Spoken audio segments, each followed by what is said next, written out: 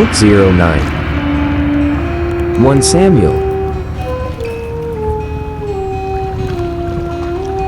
Chapter 13. Saul reigned 1 year, and when he had reigned 2 years over Israel, Saul chose him 3,000 men of Israel, whereof 2,000 were with Saul in Michmash and in Mount Bethel, and 1,000 were with Jonathan in Gibeah of Benjamin. And the rest of the people he sent every man to his tent. And Jonathan smote the garrison of the Philistines that was in Geba, and the Philistines heard of it. And Saul blew the trumpet throughout all the land, saying, Let the Hebrews hear. And all Israel heard say that Saul had smitten a garrison of the Philistines, and that Israel also was had an abomination with the Philistines. And the people were called together after Saul to Gilgal. And the Philistines gathered themselves together to fight with Israel, 30,000 chariots and 6,000 horsemen, and people as the sand which is on the seashore in multitude. And they came up and pitched in Michmash, eastward from Bethaven. When the men of Israel saw that they were in a strait, for the people were distressed, then the people did hide themselves in caves and in thickets, and in rocks and in high places, and in pits. And some of the Hebrews went over Jordan to the land of Gad and Gilead. As for Saul, he was yet in Gilgal, and all the people followed him trembling. And he tarried 7 days, according to the set time that Samuel had appointed. But Samuel came not to Gilgal, and the people were scattered from him. And Saul said, Bring hither a burnt offering to me, and peace offerings. And he offered the burnt offering. And it came to pass that as soon as he had made an end of offering the burnt offering, behold, Samuel came. And Saul went out to meet him, that he might salute him. And Samuel said, What hast thou done? And Saul said, Because I saw that the people were scattered from me, and that thou camest not within the days appointed, and that the Philistines gathered themselves together at Michmash. Therefore, said I, the Philistines will come down now upon me to Gilgal, and I have not made supplication unto the Lord. I forced myself, therefore, and offered a burnt offering. And Samuel said to Saul, Thou hast done foolishly. Thou hast not kept the commandment of the Lord thy God, which he commanded thee. For now would the Lord have established thy kingdom upon Israel forever. But now thy kingdom shall not continue. The Lord hath sought him a man after his own heart, and the Lord hath commanded him to be captain over his people, because thou hast not kept that which the Lord commanded thee. And Samuel arose, and gat him up from Gilgal unto Gibeah of Benjamin. And Saul numbered the people that were present with him, about 600 men. And Saul and Jonathan his son, and the people that were present with them, abode in Gibeah of Benjamin, but the Philistines encamped in Michmash. And the spoilers came out of the camp of the Philistines in 3 companies. 1 company turned unto the way that leadeth to Ophrah, unto the land of Shual, and another company turned the way to Beth-horon, and another company turned to the way of the border that looketh to the valley of Zeboim toward the wilderness. Now there was no smith found throughout all the land of Israel, for the Philistines said, Lest the Hebrews make them swords or spears. But all the Israelites went down to the Philistines, to sharpen every man his share, and his coulter, and his axe, and his mattock. Yet they had a file for the mattocks, and for the coulters, and for the forks, and for the axes, and to sharpen the goads. So it came to pass in the day of battle, that there was neither sword nor spear found in the hand of any of the people that were with Saul and Jonathan. But with Saul and with Jonathan his son was there found.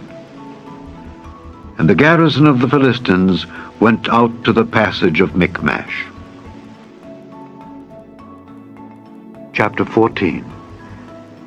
Now it came to pass upon a day that Jonathan the son of Saul said unto the young man that bare his armor, Come, and let us go over to the Philistines' garrison that is on the other side.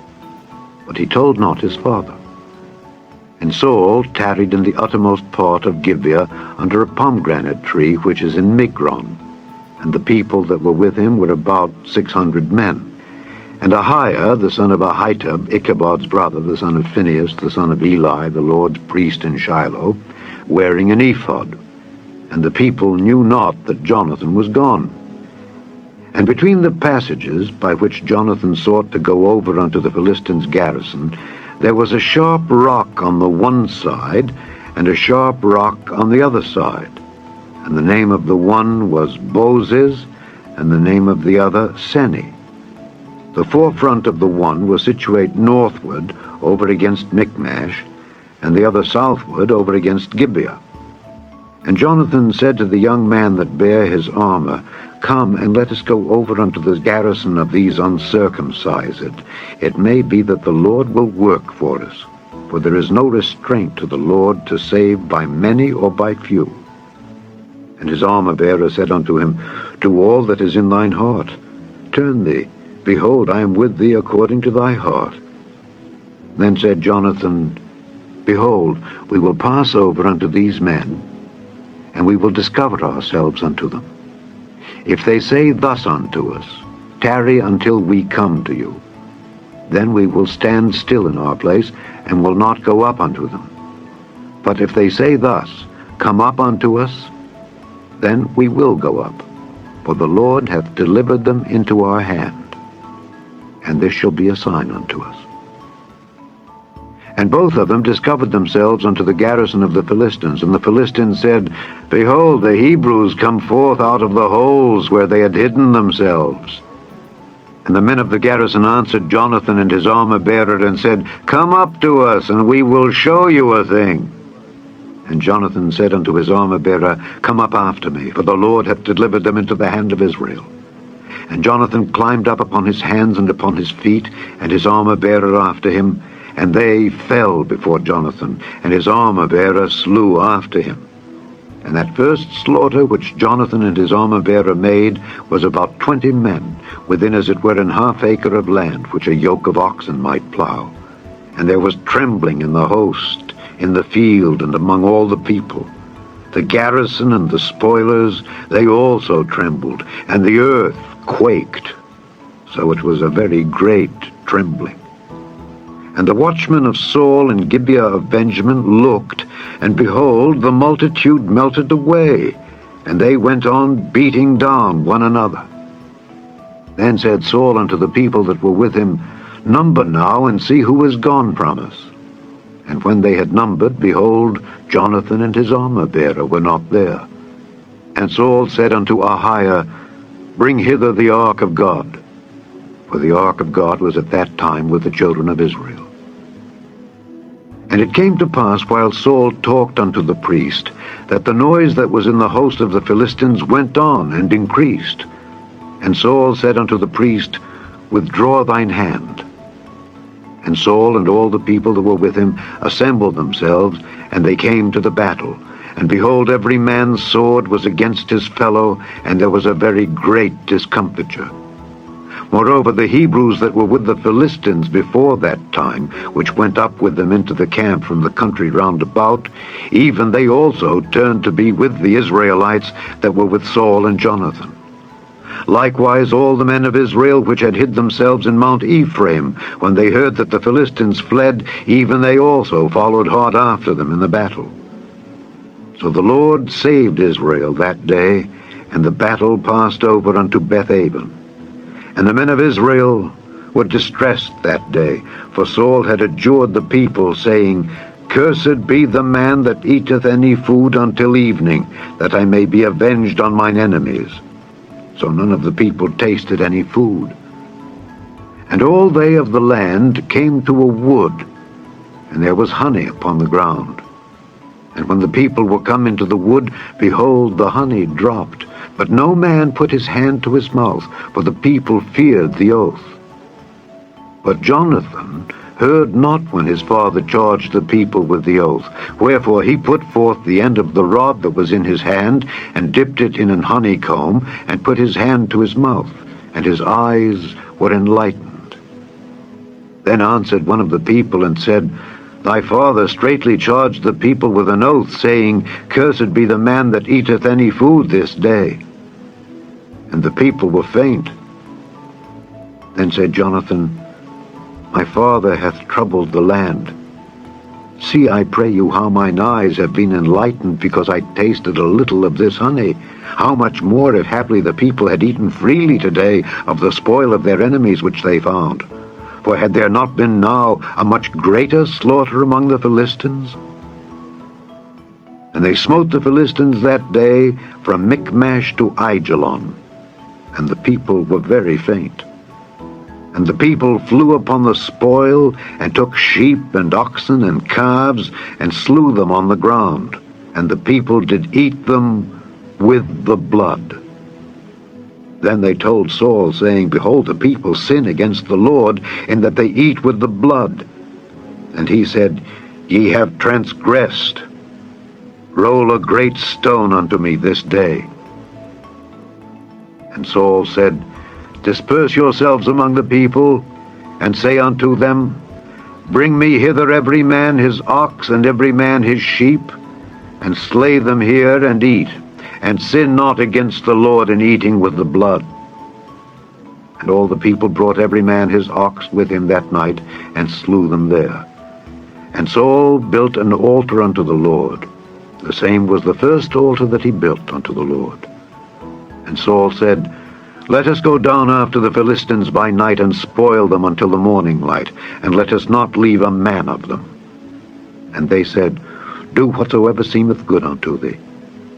Then said the priest, Let us draw near hither unto God. And Saul asked counsel of God, Shall I go down after the Philistines? Wilt thou deliver them into the hand of Israel? But he answered him not that day. And Saul said, Draw ye near hither, all the chief of the people, and know and see wherein this sin hath been this day. For as the Lord liveth, which saveth Israel, though it be in Jonathan my son, he shall surely die. But there was not a man among all the people that answered him. Then said he unto all Israel, Be ye on one side, and I and Jonathan my son will be on the other side. And the people said unto Saul, Do what seemeth good unto thee. Therefore Saul said unto the Lord God of Israel, Give a perfect lot. And Saul and Jonathan were taken, but the people escaped. And Saul said, Cast lots between me and Jonathan my son. And Jonathan was taken. Then Saul said to Jonathan, Tell me what thou hast done. And Jonathan told him and said, I did but taste a little honey with the end of the rod that was in mine hand, and lo, I must die. And Saul answered, God do so, and more also, for thou shalt surely die, Jonathan.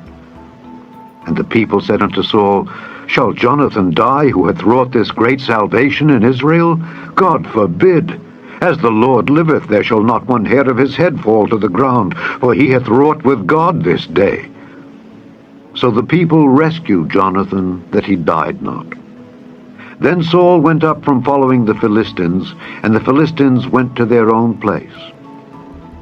So Saul took the kingdom over Israel, and fought against all his enemies on every side, against Moab, and against the children of Ammon, and against Edom, and against the kings of Zobah, and against the Philistines.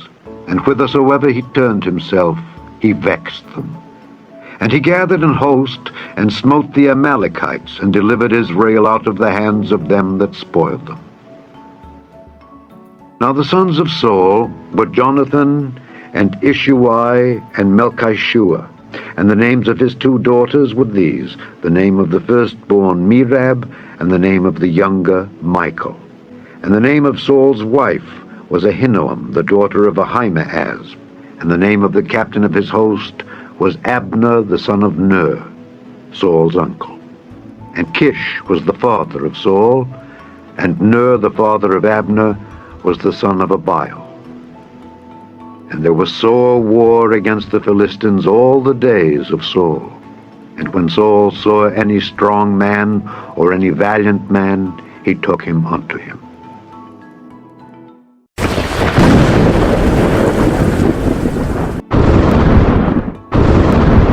Thanks for watching, and may God bless us all.